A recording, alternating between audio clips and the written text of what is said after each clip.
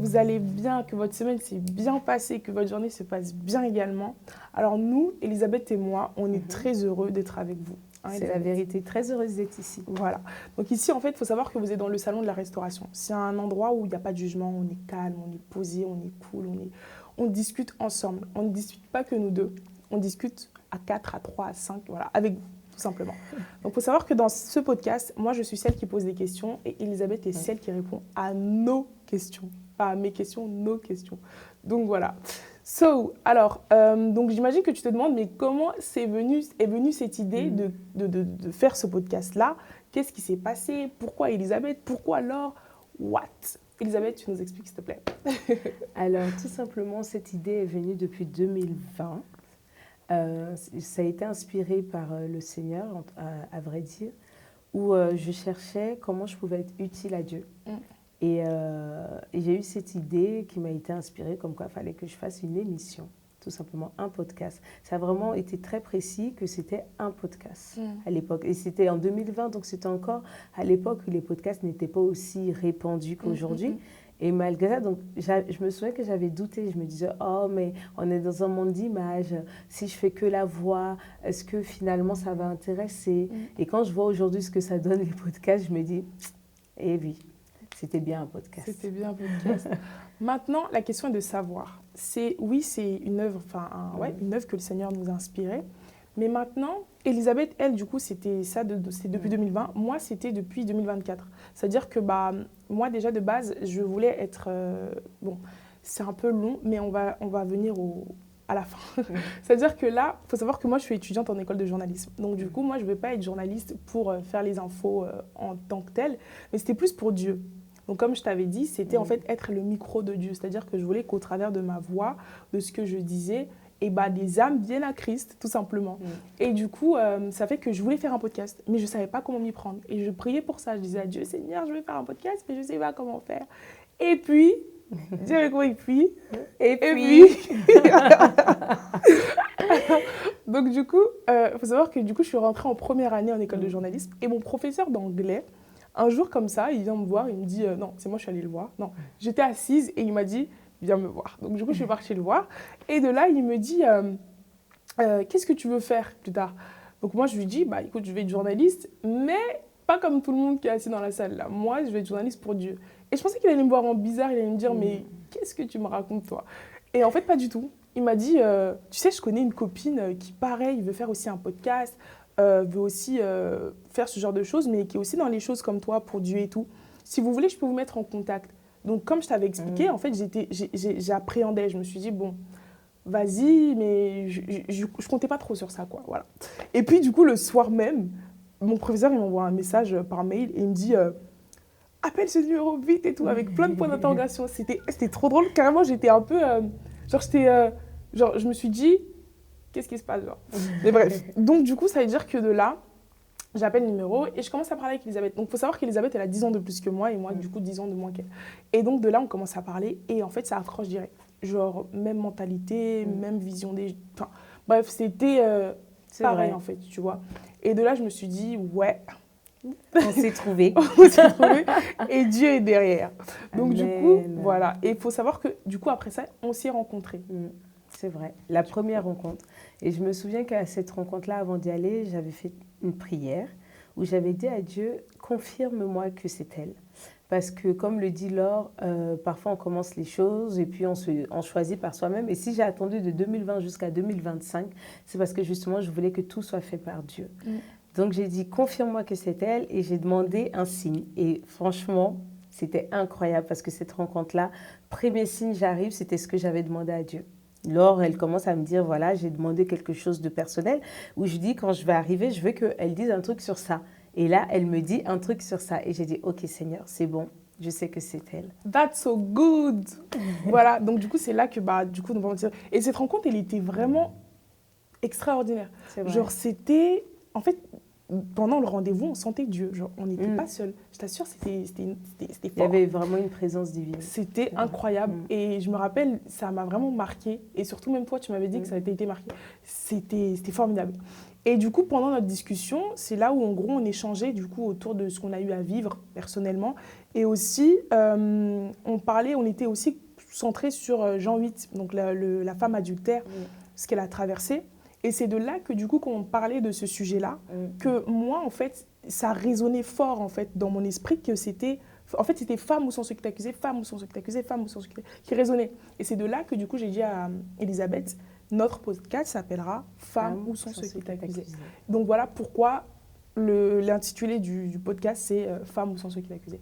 Mais, cependant, j'aimerais bien dire quelque chose, c'est que c'est pas parce que c'est femmes ou sont ceux qui t'accusaient que c'est seulement pour les femmes. C'est aussi pour les hommes, c'est aussi pour les jeunes garçons, bref, c'est pour tout le monde en fait. Voilà, parce que je suis sûre qu'il y a quelqu'un qui, même si tu n'es pas une femme, je suis sûre que tu te reconnaîtras dans ce qu'on va dire. C'est la vérité ce que dit Laure, parce qu'après toi, on va parler déjà dans notre première saison qui va s'intituler « Briser mais restaurer ». Au travers de chaque épisode, on va parler du quotidien, des choses qu'on vit. Et je pense que dès que tu es un être humain, tu peux être amené à les vivre. Alors, sens-toi libre. Sens-toi libre de participer, de t'asseoir, comme l'a dit Laure, dans ce salon avec nous. Et de prendre plaisir à écouter et grandir, à être restauré avec nous. T'es quand même dans le salon de la restauration. Après tout. Mais bref, donc du coup, voilà. Mais je voulais juste rebondir sur un truc. Bon, c'est une parenthèse, j'avais déjà dit. Mais en fait, juste pour si jamais t'es un homme et que t'es en train de nous regarder, juste pour te dire que t'as ta place ici. Hein. Genre, c'est pas parce que tu vois du rose que c'est que pour les femmes. Non, mais pour de vrai. Parce que, je l'ai raconté tout à l'heure, en fait... Un jour, encore une fois, on était parti à un programme. Donc avec, en fait, c'était mon père spirituel qui était invité ce jour-là.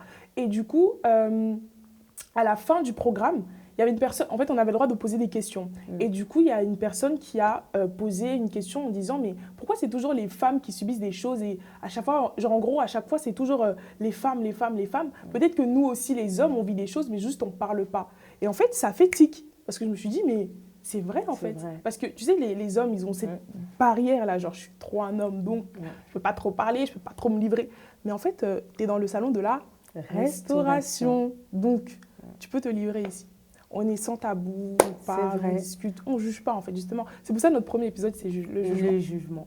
Voilà. Parce qu'on veut t'amener à comprendre que peu importe ce que tu vis, peu importe ce que tu traverses, nul n'a le droit de te juger. Et tu vas comprendre qu'est-ce qu'on appelle juger chez nous, qu'est-ce qu'on appelle, pourquoi on dit qu'ils n'ont pas le droit de faire ça. Donc, sois le bienvenu, sois la bienvenue, et ensemble, construisons un avenir meilleur. Voilà, donc maintenant on peut commencer notre premier épisode. C'est parti. Let's go.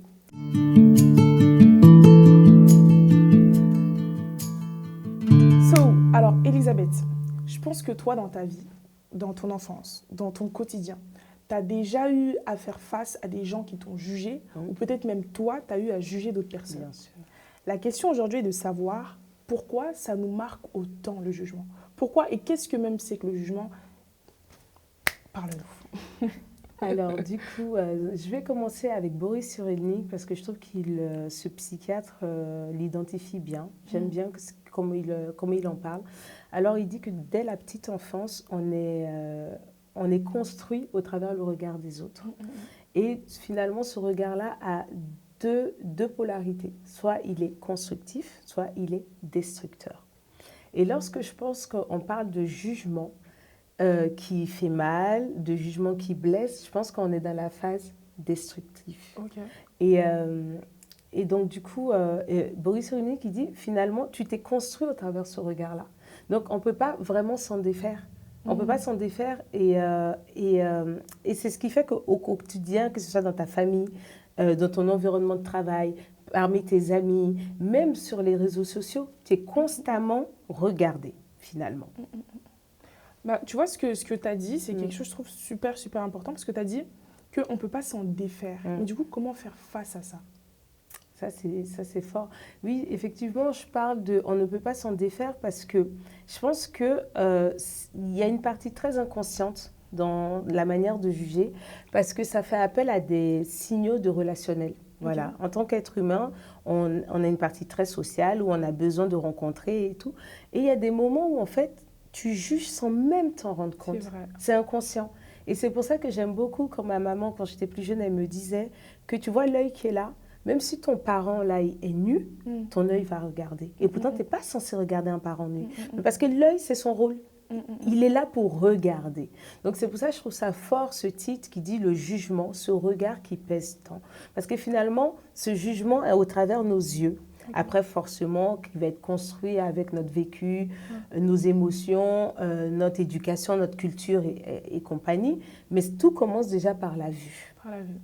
Bah, tu vois, c'est super intéressant, par exemple, quand tu dis la vue, parce que du coup, c'est quelle vue, en fait? Donc, c'est-à-dire que c'est la vue extérieure, finalement. Extérieure. Donc, ça veut dire que s'il n'y avait pas les autres, est-ce que le jugement nous aurait autant marqué? C'est-à-dire qu'aujourd'hui, regarde, moi, par exemple, je suis Laure. Si, par exemple, autrefois, quelqu'un ne m'avait pas dit « Écoute, t'es moche est-ce que ça m'aurait donné de croire que j'étais moche? Genre, est-ce que Oui, je vois tu vois ce que je veux dire ou je pas? vois totalement ce que tu veux dire. Et effectivement, c'est là où c'est très intéressant. C'est que, vu que c'est construit, comme disait Boris Cyrulnik, que c'est construit au travers le regard des autres, bah, sans les autres, on ne peut pas parler de jugement. Okay. Parce que je pense que si déjà on n'a pas cette construction au travers au travers ce regard, nous-mêmes, notre regard sur nous, je ne pense pas qu'il allait être négatif. Qui a envie de se lever le matin et de se dire « je suis moche, je suis ceci ». Mais je pense que c'est amplifié par notre vécu, par notre environnement. Donc soit ça va nous construire, soit ça peut nous détruire. Mais c'est un poids finalement. Ah, c'est vraiment un poids. Et pour te donner un exemple d'un jugement très fort qui a donné justement l'exemple qui a donné le titre à notre podcast, qui est la femme adultère. Alors, il y a une femme qui est prise en flagrant délit d'adultère par des religieux. Et ces religieux l'exposent. Voilà, ils la prennent, ils l'exposent sur la place publique. Et il y avait Christ qui était là, donc Jésus qui est là à côté. Et ils commencent à dire, voilà, ils expliquent ce qu'elle faisait, comment ils l'ont trouvée et tout ça. Voilà. Et ils disent, voilà, les écrits nous disent que pour tel acte, c'est la lapidation. Donc en fait, elle est condamnée à mort. Donc il faut la lapider. Et il y a un grand silence, cette femme est dans le silence. Elle ne dit rien. Vraiment, il n'y a pas un passage où on l'entend dire quelque chose. Elle se laisse accuser. Elle reçoit la condamnation, elle reçoit le regard finalement de tous ces religieux. Et à côté de ça, il y a une autre personne qui est assise au sol en train de dessiner, qui lui aussi ne dit rien au départ de la scène. Et ce qui est fort avec cette scène-là, c'est que ça montre à quel point, comme tu parles de poids, à quel point c'est un poids, parce qu'elle est représentée finalement, cette femme est représentée que par son action. Voilà, par l'acte négatif qu'elle a fait. Okay. Et pas ce qu'elle est. C'est-à-dire que là, on dit, voilà, elle en fait, c'est l'adultère. Voilà. Limite, on aurait pu l'appeler comme ça. La preuve, la femme adultère. Ouais. Et donc, c'est là où on peut parler de jugement destructeur. C'est lorsque ce regard-là enlève toute ton identité et te caractérise que par l'action erronée ou le défaut ou ta chute ou peu importe quelle forme tu donnes à ça, mais te caractérise que par un élément. Je pense que c'est ce qui est destructeur. Voilà. Donc en fait, c'est du coup finalement, en fait, c'est comme si en gros, toi tu es quelqu'un et tu n'arrives pas à avancer parce qu'il y a un poids qui pèse sur toi. Effectivement. Un regard qui pèse sur toi, des paroles qui pèsent sur toi. Tu vois, et ça c'est, j'ai envie de dire, c'est dangereux pour la vie de quelqu'un finalement parce que en tant que jugeur, tu te rends pas compte. Mais toi qui subis le jugement, tu sais comment ça te fait mal en fait. En tant que juge. En tant que juge, pardon. On reprend. En tant que... Non mais c'est pas grave, je ne sais pas rester dedans. J'adore. En tant que juge, du coup, ouais voilà, en fait, genre toi tu te rends pas compte, mais la personne qui subit, elle sait, c'est exactement ce qui s'est passé avec la femme adultère. C'est-à-dire que les gens qui étaient en train de la pointer du doigt ne se rendaient pas compte. Mais c'est quand Jésus-Christ l'a dit que celui qui n'a jamais péché jette la première pierre, c'est là où ils se sont dit « Ah, pourquoi je me permets de la juger du coup ?» Exactement, c'est ça que je trouve intéressant dans cette scène, et c'est pour ça que j'ai voulu en parler, c'est qu'on a deux phases, même, je dirais même trois. La première phase, quelqu'un est accusé. La deuxième phase, là, il y a une prise de conscience. Il y a quelqu'un qui appelle à cette prise de conscience, qui est le personnage de Jésus, qui vient et qui dit « Écoute, toi, tu veux la lapider à mort, toi, tu veux la condamner, en fait. Mais est-ce que toi-même, si je te regarde là, moi aussi, mon regard ne pourrait pas te condamner. Parce que est-ce que tu es parfait? Est-ce que tu as fait des choses qui ne mériteraient pas aussi la pierre? Et là, bizarrement, chacun dépose leur pierre et petit à petit, l'espace se vide. Et cette femme se retrouve seule avec Christ et il y a un silence, je pense qu'il devait avoir un silence qui pèse comme ça là. Et tout à coup, il la regarde et lui dit, va, moi non plus, je ne te condamne pas. Va, ne pêche plus. Et je trouve ça fort. Parce qu'après avoir fait cette prise de conscience, il réécrit son histoire, finalement. Il efface cette condamnation. Il lui redonne sa dignité. Parce qu'il lui dit, moi non plus. Alors que eux, ils ont rien dit. Ils ont juste lâché leur pierre. Mais lui, il dit, moi non plus, je ne te condamne pas. Et là, c'est une personne qui parle, qui est un personnage quand même très puissant, très fort, qui est Jésus. Et quand on dit à cette femme, donc on peut le mettre comme le vrai juge, qui lui dit, bah moi, en fait, je ne te juge pas là. Je ne vais pas te condamner. Ok, j'ai entendu ce qu'ils ont dit, donc c'est pour ça le moi non plus. J'ai entendu que tu as fait quelque chose qui n'est pas bien et tout ça, mais en fait, pour moi, tu as encore un lendemain. Et ça, ce n'est pas ce qui te caractérise aujourd'hui, pour toujours. Mais du coup, ça veut dire que là, à ce moment-là, la femme devait apprendre à comment dire, à vivre du coup selon les paroles que Christ lui avait dit. Exactement. Et plus selon ce que les autres autour lui avaient dit. Exactement. Mais la question est de savoir maintenant comment est-ce qu'on fait ça. Parce qu'il a fallu que Jésus puisse lui dire, bon écoute, que celui qui n'a jamais péché jette la première pierre, va, je ne te condamne pas non plus. Mais du coup, nous aujourd'hui, on n'est plus dans le Nouveau Testament, on n'est plus forcément dans la Bible. Aujourd'hui, on est dans cette terre et en fait, son histoire reflète un petit peu nos histoires. Donc, comment est-ce qu'aujourd'hui, au jour d'aujourd'hui, on peut faire face du coup au regard accusateur des gens autour de nous? Je pense qu'on a vu l'avancement dans cette histoire. Il y a eu cette crise voilà, où tu es un peu choqué au départ, on te prend dans ton délire et on t'expose. Et je pense que ce qui est très important, c'est le comportement qu'a eu cette femme ainsi que Jésus. C'est d'être dans le calme et le silence.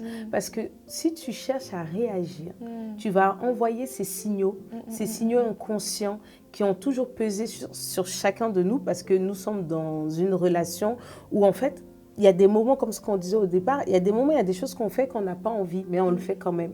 Donc si tu réagis, et je pense que ce n'est pas une bonne chose. Ce qui est meilleur, c'est d'agir et pas de réagir. Parce qu'une réaction, c'est comme lorsqu'on va chez le médecin et qu'il nous tape le genou et que le genou avance tout seul. On n'a pas vraiment conscience, on n'a pas calculé cela. Mais le bon calcul, c'est d'être dans la paix. Mais vraiment, d'être dans la paix, de se dire, OK, là, ce qui se passe, ça ne me plaît pas, c'est vrai, mais j'encaisse, j'écoute. En plus, en écoutant, je pense qu'on trouve une meilleure sortie, comme ce qu'a fait Christ. Christ, c'est parce qu'il a écouté qu'il a pu la défendre finalement. S'il était là et dit « Ouais, mais qu'est-ce qui se passe ?» Non, il est resté dans le calme, à tout écouter. Et il a chopé l'information qui lui suffisait à défendre la femme. C'est le fait qu'eux aussi méritaient sûrement la pierre. C'est exactement ça. Et c'est totalement vrai ce que tu dis, surtout quand tu parles du silence. Tu sais, même par exemple, la plupart du temps, à chaque fois qu'on est face aux gens, en fait, on veut tout le temps se justifier, toujours essayer de... Et pourquoi tu dis ça? Pourquoi non, non. Alors qu'en réalité, en fait, on a juste à faire comme Jésus ou encore même comme cette femme adultère qui... Elle était peut-être en train de s'apitoyer sur ce qu'elle vivait, mais elle n'a même pas dit un mot, tu vois. Et c'est Jésus qui a parlé pour elle. Et en fait, c'est ça où, à chaque fois... En fait, peu importe ce qu'on traverse, ce que même toi tu traverses, en fait, tu dois te dire, je dois rester silencieux pour que Christ puisse parler pour moi. Parce qu'en fait, parce que si toi tu parles, finalement, qu'est-ce qu'il aura de plus à dire? C'est ça. Si tu as déjà trouvé justification à ce que tu es en train de vivre, tu te dis, bon, moi j'ai la solution, la solution ne pourra plus te donner la solution puisqu'il est la solution. Donc bref, c'est-à-dire qu'en fait, dans tout ça, restons silencieux. On te juge, c'est pas grave. Écoute, j'ai Christ, il va parler pour moi. On parle mal de toi, c'est pas grave, tu sais quoi, Christ a beaucoup mieux à dire, tu vois, et c'est exactement ce qui se passait aussi, comme tu l'as dit, avec Jésus-Christ. Maintenant, aujourd'hui, Elisabeth, si une femme, d'accord, une femme, un homme, peu importe, tout le monde passe par cette situation, qui se sentent écrasés dans sa vie quotidienne, qu'est-ce que tu pourrais dire, quel conseil majeur tu peux dire à cette personne? Moi, j'aurais envie de lui dire que tu es une personne qui ne te condamne pas. tout comme la femme adultère. Cette personne, c'est Christ. Je ne sais pas si tu crois en lui, je ne sais pas si tu as envie d'y croire, mais ce que je sais, c'est qu'en lui, tu peux retrouver vraiment beaucoup de paix, beaucoup d'assurance. Ça, c'est la première chose. Et la deuxième chose, j'ai envie de te dire, comme l'a dit Laure, en fait, ce n'est pas grave. Ça arrive à tout le monde. Et ce n'est pas une fatalité. Ce n'est pas parce que là, tu as fait quelque chose qui attire le regard, un regard qui est plutôt destructeur, que c'est ce qui te caractérise toute ta vie. Tout comme cette femme adultère, tu as droit aussi à réécrire ton histoire. Et ça, c'est toi seul qui peux le décider. Donc, il faut que je pense que ça va dépendre de comment tu prends ça. Est-ce que tu le prends en disant, OK, là, ça me fait mal, mais j'ai compris. Peut-être j'ai eu tort, peut-être j'ai raison, mais j'avance. C'est ça. Tu avances et tu restes focalisé sur Christ parce que c'est que ça. Donc en fait, du coup, finalement, si on doit conclure tout ce qu'on vient de dire, donc le jugement, on a le silence, on doit se taire, on doit arrêter de vouloir se justifier à chaque fois. Oui, ça sert à rien. Voilà. Donc réagir tout simplement comme Christ. Regarder à ce que Dieu dit de nous au lieu de ce que les autres disent de nous. Parce que les autres, ils sont pires que toi, je t'assure. Exactement. C'est réel. Hein. Ouais. Les autres, ils ont une vie plus pire que toi. Là où ils vont te dire, bon, toi, t'es comme ça, t'es comme ça, t'es comme ça. Et tu regardes là-bas. Là. Ça se trouve, il n'y a rien de bon. Gâté. Mais je t'assure, c'est pourri. Donc du coup, focalise-toi seulement sur Christ, ce qu'il dit sur toi. Ça, c'est la vérité. Et comme on l'a dit, que c'est vraiment un podcast pour tout le monde. Si toi, pour l'instant, tu n'as pas encore Christ dans ta vie, et si ça t'intéresse, on va arriver à ça à la fin, mais tu peux déjà te focaliser sur les personnes qui t'aiment. Les personnes qui t'aiment et qui te connaissent et qui te voient comme toi, tu penses que tu es, et pas ceux qui te déforment. C'est ça, exactement. Franchement, ça m'a fait du bien. Moi, pour ma part, quand je pose des questions, moi aussi, je suis bénie parce que j'apprends aussi d'Elisabeth. Et je pense on est tous en train d'apprendre. Et d'ailleurs, si vous avez des questions aussi à poser par rapport à ça, vous pouvez les écrire en commentaire. On pourra même y répondre. Et puis même poser aussi pour les prochaines fois, pour les autres épisodes à venir. Je vais t'inviter à prier avec nous. Voilà, donc si tu n'as pas Christ, c'est l'occasion de pouvoir le recevoir dans ton cœur aujourd'hui. Et si tu l'as, on va faire ensemble, peu importe, ensemble cette prière. Et tu vas dire avec moi, Seigneur Jésus-Christ, j'ai entendu tout ce qui a été dit au travers de cet épisode. J'ai entendu tout ce qui a été dit au travers de cet épisode. Je prie que tu puisses remplir mon cœur. Je prie que tu puisses remplir mon cœur. Je prie que tu me donnes de rester focalisé sur toi. Je prie que tu me donnes de rester focalisé sur toi. De ne plus regarder à ce que les autres disent de moi. De ne plus regarder à ce que les autres disent de moi. Et de faire confiance qu'à toi. Et de faire confiance qu'à toi. Je décide de rester accroché à toi. Je décide de rester accroché à toi. Parce que tu es le Dieu de ma vie. Parce que tu es le Dieu de ma vie. Et je t'ai accepté dans mon cœur. Et je t'ai accepté dans mon cœur. Au nom de Jésus-Christ. Au nom de Jésus-Christ. Amen. Amen. Sois bénie. Sois bénie. Merci Elisabeth. Merci à toi alors, j'ai passé un très bon moment. Moi aussi, ça m'a fait du bien de discuter avec vous, qu'on discute ensemble, c'est super. En tout cas, n'hésite pas à partager cet épisode parce que je crois fermement que ça peut faire du bien à quelqu'un dans ton entourage. Parce que si ça t'a fait du bien, c'est que c'est sûr que ça va faire du bien à quelqu'un d'autre. Donc partage, sois pas égoïste. Mais partage et abonne-toi, like, voilà. Donne-nous de la force. Donne-nous de la force, quoi. Et puis que Dieu te bénisse abondamment. Voilà. Bonne journée à toi, bonne soirée, je sais pas. Bisous, bisous. Bye bye. Elisabeth, moi j'ai une question aujourd'hui pour toi. Et je voulais te demander, et si tomber faisait partie finalement du chemin? Elle me dit, toi tu as fait un truc à Dieu. Toi-même tu sais ce que tu as fait. Quand je vais raccrocher, va demander pardon. En fait, je me suis dit, derrière tout ça, j'ai reçu une leçon, tu vois. Parce que c'est au travers des gens que le Seigneur a utilisé pour casser ce qui était mauvais en moi. Aujourd'hui, vraiment, quand je me regarde d'un œil et je me dis, si c'était à refaire, je te promets, leur chef, je pense que pas beaucoup de gens vont croire ce que je vais dire là, mais tu le referas? Je le referai. Je le referai. Donc, vraiment, je retirerai rien.